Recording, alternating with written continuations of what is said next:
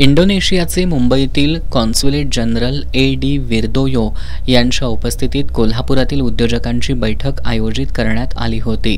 या बैठकीत वर्दोयो यांनी कोल्हापूरचे उद्योग, विशेषतः इंजिनिअरिंग, कृषी प्रक्रिया, पॅकेजिंग आणि नवीनीकरणीय ऊर्जा क्षेत्रात वैशिष्ट्यपूर्ण कामगिरी करत असल्याचं सांगितलं।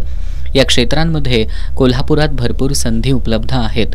कोल्हापुरातील उद्योजकांनी इंडोनेशिया कॉन्सुलेटच्या चेन्नई कार्यालयात आपली नोंदणी केल्यास स्थानिक उत्पादनांची माहिती आमच्या व्यापाऱ्यांपर्यंत पोहोचेल।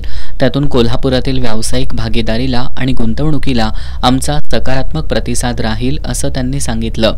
ऑक्टोबर 2025 मध्ये जकार्ता इथं होणाऱ्या ट्रेड एक्स्पोमध्ये जगभरातील उद्योजक सहभागी होणार आहेत। कोल्हापुरातील उद्योजकांनी या संधीचा लाभ घ्यावा असं आवाहन वर्दोयो यांनी केलंय।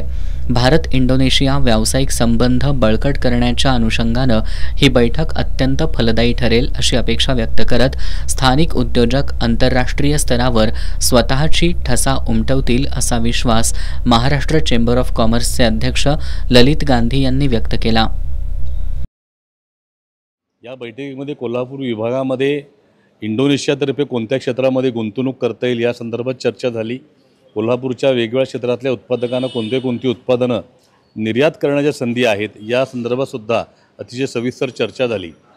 त्याचबरोबर पुढच्या महिन्यात इंडोनेशियामध्ये जे मोठं प्रदर्शन होतंय त्या ठिकाणी भारतीय उत्पादकांनी भेट द्यावी, तिथल्या उत्पादकांची चर्चा करावी।